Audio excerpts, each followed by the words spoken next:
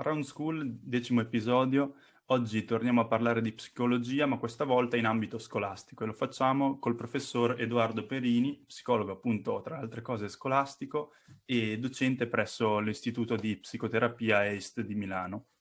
Buongiorno prof e benvenuto. Vorrei partire subito a sviscerare quella che è la figura dello psicologo scolastico. E io appunto sono stato incuriosito da questa figura perché è qualcosa di cui io non ho mai fatto esperienza e di cui non ho mai beneficiato. Che cosa fa lo psicologo scolastico? È come uno psicoterapeuta che mette a disposizione delle sedute per la scuola o può agire anche in altro modo, secondo la sua esperienza, ecco. Sì, ma diciamo innanzitutto che lo psicologo scolastico non è uno psicoterapeuta che lavora all'interno della scuola, Okay. cioè mette in campo sicuramente delle doti diverse. Questo per dire che lo psicologo scolastico non dovrebbe, secondo il mio punto di vista, fare le stesse cose che fa in uno studio privato, le sedute, solo che le fa all'interno della scuola. Perché? Perché il fatto di spostarsi all'interno di una scuola significa aprire molto lo sguardo. Allora, se in una seduta privata uno psicologo potrà incontrare un individuo, una coppia, una famiglia, a seconda un po' dell'approccio, a seconda del tipo di richiesta, quando si lavora a scuola si entra in un'organizzazione. Un'organizzazione che è fatta da tante figure. A scuola ci sono gli alunni, perché la scuola è per loro. La scuola ha senso nella misura in cui ci sono gli alunni.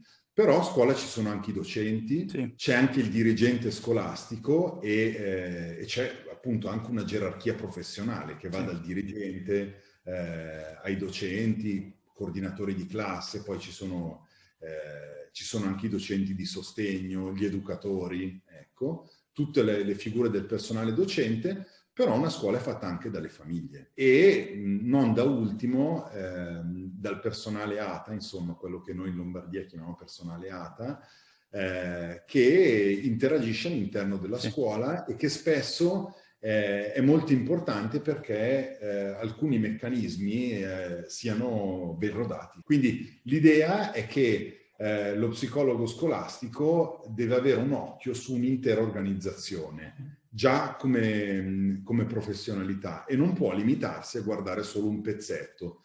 Tutte le volte che ci si limita a guardare un pezzetto, di fatto si perde una realtà più ampia. Certo.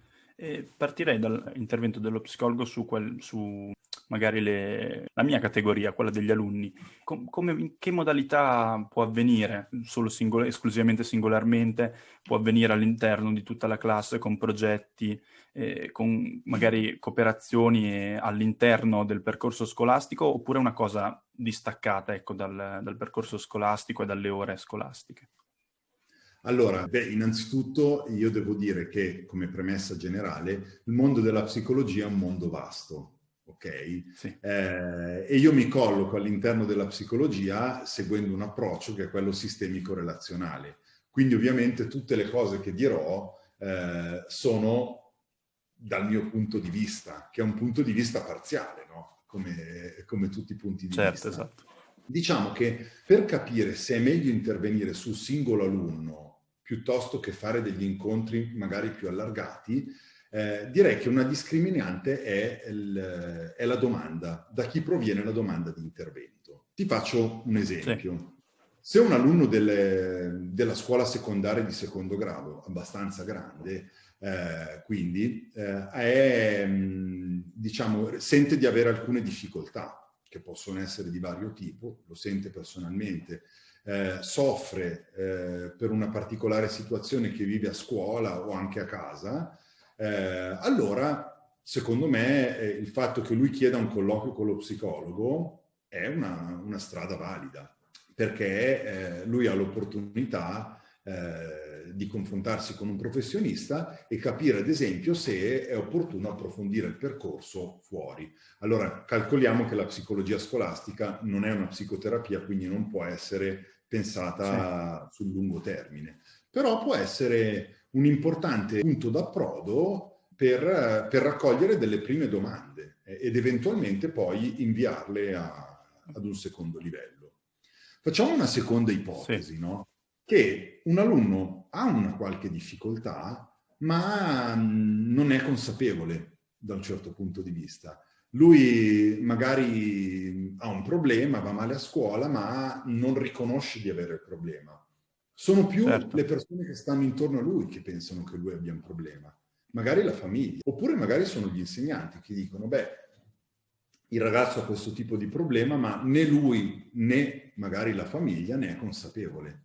Ecco, allora capiamo che in questo caso un colloquio unicamente individuale col ragazzo può non essere una buona idea, perché significa iniziare un percorso di lavoro psicologico con una persona che non è motivata. In questo caso, allora, allargare il contesto e dire sentiamo al colloquio il ragazzo con la famiglia, o il ragazzo con i docenti, o anche il ragazzo, la famiglia e i docenti insieme, può essere un'idea migliore, perché così si hanno le diverse posizioni a confronto e si ha Certo. uno sguardo un po' più ricco sulla realtà. Chiaro, chiaro, chiaro. Ma appunto ha citato il ruolo degli insegnanti e la dinamica della segnalazione, diciamo che l'insegnante dice ok, qua secondo me c'è qualcosa che non va e si confronta con lo psicologo. E da lì appunto come continua la relazione tra magari lo psicologo e l'insegnante rispetto ad un alunno, cioè è tipo ok, c'è questa cosa che non va, ci pensi lei, pensaci tu, oppure una collaborazione, e se sì, come avviene questa collaborazione, ecco. Certo, la collaborazione è un elemento molto importante. Su questo va detta una cosa. Sì, Lo psicologo scolastico deve essere, appunto, dicevamo, con uno sguardo ampio sul mondo della scuola, ma deve essere anche attentissimo a non contrapporsi agli insegnanti. Quindi la collaborazione è massima. Se un insegnante si accorge di una difficoltà di un alunno, lo psicologo accogliendolo ad un colloquio, può studiare assieme all'insegnante una modalità per poter intervenire sul caso, che può essere diversa a seconda del caso. Cioè la professionalità che porta lo psicologo è proprio quella di aiutare a scegliere la strategia più opportuna. E scegliere la strategia più opportuna è a volte molto, molto complesso, perché ci sono tutta una serie di variabili fini da osservare. Quindi, ad esempio, l'insegnante può esporre allo psicologo un problema e lo psicologo dice: bene, in base a quello che lei mi ha detto, io suggerisco che sia opportuno contattare la famiglia, contattare sì, il ragazzo. Oppure io penso che sia opportuno lavorare con il ragazzo, ma poi io e lei ci possiamo confrontare nel corso dei colloqui per capire se c'è qualcosa che i docenti è bene che facciano, o se c'è un'attenzione ad alcuni dettagli che è bene che i docenti abbiano. Quindi assolutamente l'idea è di assoluta collaborazione e mai di contrapposizione. Noi non dobbiamo dimenticare che i docenti sono delle figure importantissime per i ragazzi. Sono dei punti di riferimento, io penso anche ai miei docenti della scuola superiore, certo. e non con tutti avevo rapporti positivi, ma sono stati delle figure importanti, sia in positivo che in negativo, che poi ovviamente uno nel corso della propria vita ovviamente rivede, no? Certo. Ma i docenti sono i veri protagonisti della scuola, sono gli adulti protagonisti. Lo psicologo, dal mio punto di vista, può a volte avere il valore di far brillare nuovamente questi protagonisti che a volte si sono un po' opacizzati. Sì, certo, magari di vedere anche delle dinamiche che per competenze che ha, delle dinamiche relazionali che un docente non può vedere, ma non perché appunto non vede, ma perché sono proprio bagagli di competenze diverse che si acquisiscono. Ecco, e volevo farle proprio sempre rispetto al rapporto con i docenti, nella sua esperienza, una domanda un po' più personale, le capita magari di trovare della diffidenza, dell'attrito da parte sia dei docenti, ma in realtà anche dei ragazzi che vedono lo psicologo magari come una figura esterna all'ambiente scolastico, ecco. E se sì, come si può superare questa iniziale diffidenza? Domanda interessante. Allora, innanzitutto faccio una premessa. Il mio punto di vista è che l'avversità alla psicologia come concetto non Sì. esiste. Questo è un po' il mio Ottimo. punto di vista forte, lo ammetto. Secondo me nessuno è avverso alla psicologia. Può essere, questo sì, che talvolta ci siano delle dinamiche personali così complesse o così cristallizzate che fanno sì che il pensiero di doverle mettere in qualche modo in discussione possa essere difficile. Comunque, ma non è un'avversione alla psicologia, è semplicemente la presenza di dinamiche complesse. Allora, può essere che un docente che abbia a che fare con una classe particolarmente agitata, con cui le ha un po' provate tutte, può essere che viva magari la figura dello psicologo come un po' invasiva, oppure come una figura che potenzialmente lo possa svalutare. Ecco, Certo. lo psicologo, dal mio punto di vista, non deve partire dal presupposto che ci siano persone che si contrappongono a lui così. Deve studiare le ragioni che possono portare le persone a contrapporsi e, dopo aver studiato le ragioni legate a questo, studiare delle strategie che lo aiutino a superare questo impasse. Sì. Ovviamente ci sta, ed è parte del nostro lavoro, sapere che ci sono situazioni semplici e situazioni complesse, ma nessuna situazione è irrisolvibile. Non mi è mai capitato, ecco. Mi è capitato di non risolvere delle situazioni, ma il mio punto di partenza è che tutte le situazioni potenzialmente sono risolvibili. Con questo modo di procedere, di ragionare, si può sempre fare breccia, secondo lei, quindi? Certo, allora calcoliamo un punto, ecco, Filippo, questo è importante. Sì. Allora, la scuola italiana tradizionalmente ha una struttura fortemente gerarchica. Questo è un aspetto che la caratterizza. Come tutte le strutture fortemente gerarchiche, ovviamente la struttura gerarchica di per sé fa fatica ad aprirsi all'esterno. Certo. Ma non tanto per il carattere delle persone che appartengono a questa gerarchia, ma proprio per la sua caratteristica struttura, stessa, sì. cioè mente gerarchico in cui si può entrare così semplicemente. Allora lo psicologo scolastico deve essere casomai capace di comprendere la gerarchia e di porsi in una posizione tale da magari modificare alcuni aspetti, magari portare alcune proposte, Certo. senza mettere però la gerarchia pesantemente in discussione. Noi sistemici pensiamo questo, che l'intervento è possibile quando modifica il sistema di riferimento, Sì. in questo caso è la scuola, ma proponendo delle idee che siano perturbative del sistema, Sì. cioè che lo possano modificare, ma nello stesso tempo plausibili, perché devono essere anche accettate. Cioè, se io vado a dire a un dirigente che il re è nudo, non lo posso dire. Ma non posso al contempo neanche fare un intervento che confermi troppo il punto di vista, perché se no non serve a niente. Devo collocarmi in mezzo, in mezzo tra immobilità e cambiamento estremo, e lì creare dei sottili cambiamenti che possono essere alla lunga interessanti proprio perché accettati. Ok, quindi possiamo dire modificare senza distruggere o senza stravolgere, ecco. Esatto. Prima appunto le ho chiesto a riguardo interventi che appunto scaturiscono da un segnale che magari le può dare la famiglia dell'alunno, oppure gli insegnanti, oppure l'alunno stesso magari. Ma a livello invece di prevenzione, cosa può fare lo psicologo in ambiente scolastico per magari studiare e evitare che si arrivi a dover dare un determinato segnale?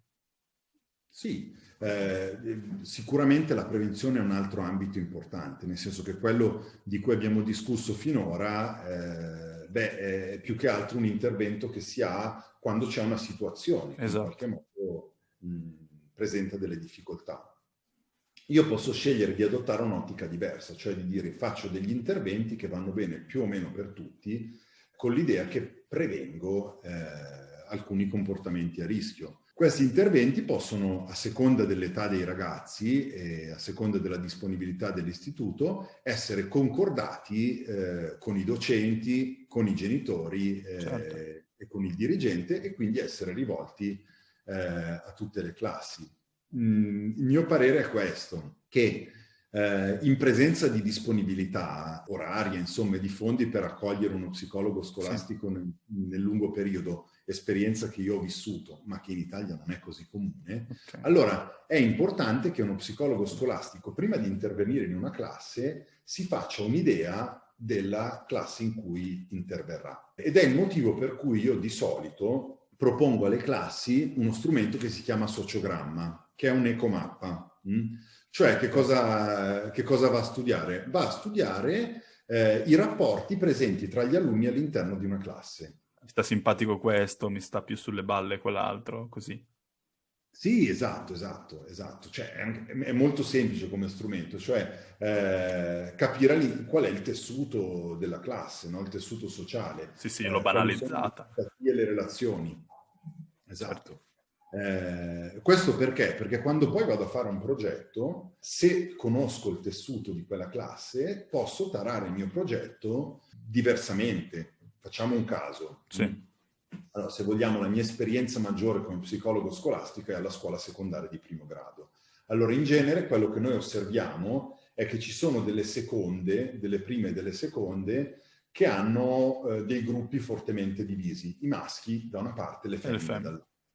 Questo è un Ma classico. ci sono anche delle classi dove il gruppo maschile e il gruppo femminile sono molto interconnessi, quindi ci sono molte simpatie. Certo. Ora, quando noi andiamo a fare un progetto sulla sessualità e affettività in una classe abbastanza, con due gruppi maschile e femminile abbastanza staccati, magari possiamo partire da un punto di vista più precoce, no? Perché sappiamo, sono ancora un po' Esatto. piccoli, poco. Esatto. Se invece interagiscono di più, sono più avanti, allora possiamo scegliere delle attività un po' più sfidanti per il loro punto di vista.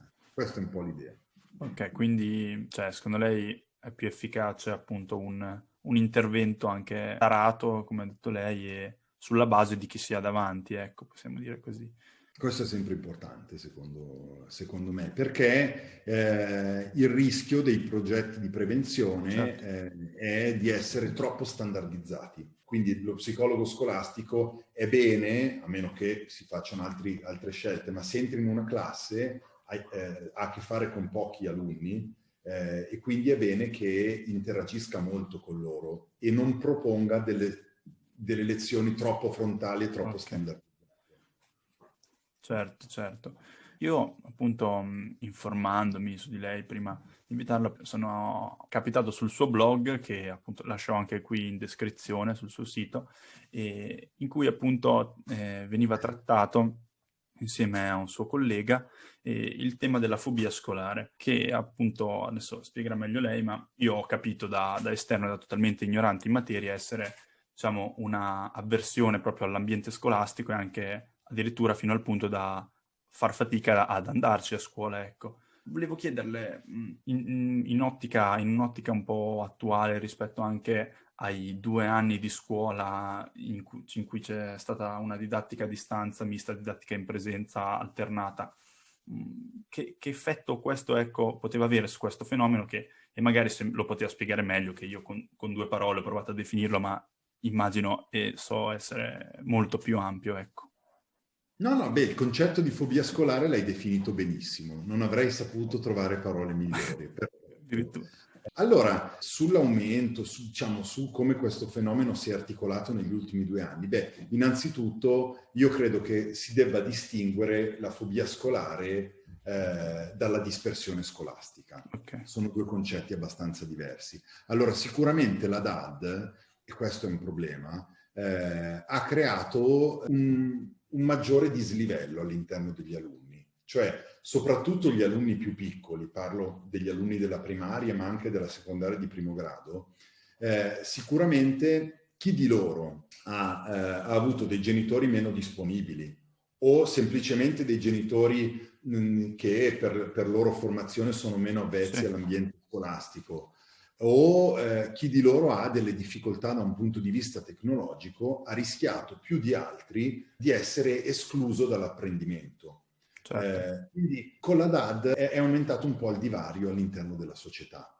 Ecco, questa è una cosa molto triste, secondo me, perché il compito della scuola è proprio quello di offrire a tutti pari opportunità. E questo con la DAD, anche se devo dire veramente i docenti si sono prodigati al massimo, hanno fatto tutto quello che potevano, però questo aspetto è un po' aumentato. Quindi sicuramente un maggior rischio di dispersione scolastica. Sì.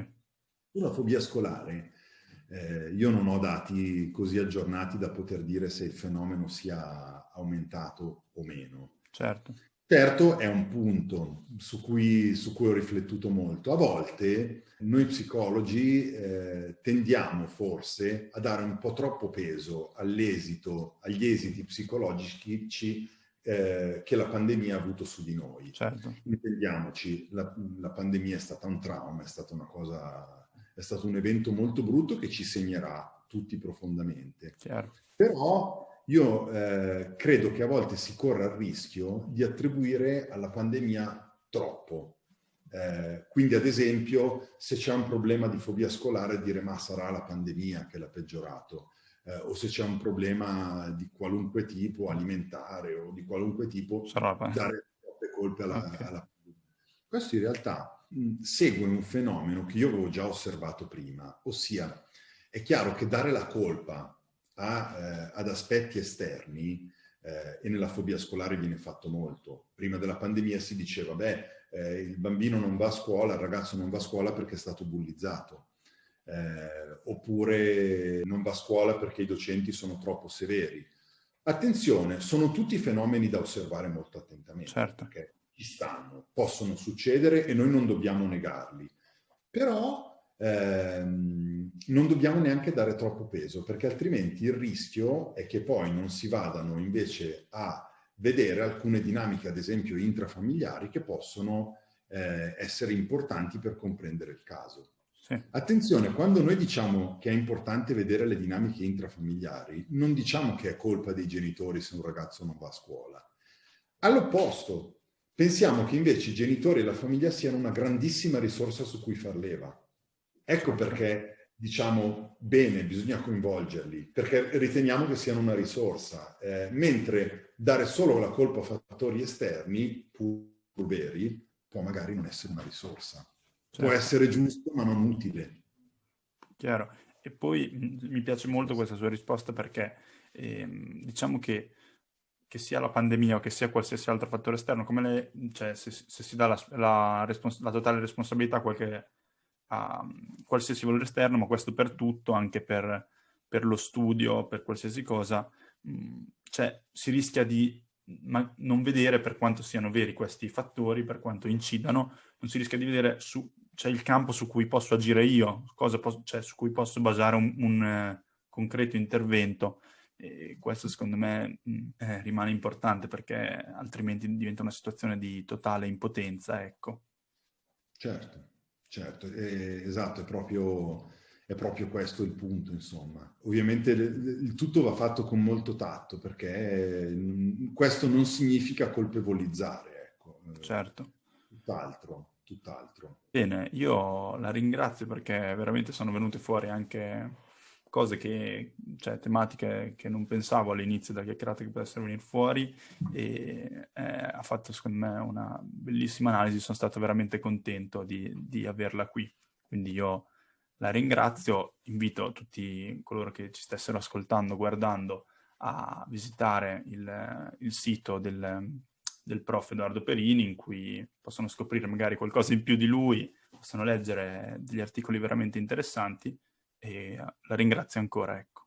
Grazie. Io aggiungo solo una cosa. Certo. Pochi minuti prima di questa intervista mi è arrivata la conferma che un mio articolo scientifico, insomma, in cui parlo della psicologia scolastica, verrà pubblicato su Terapia Familiare, che è un'importante rivista a livello nazionale e che potete, se qualcuno è interessato, andare a vedere, dove diciamo parlo di questi aspetti da un punto di vista un po' più scientifico.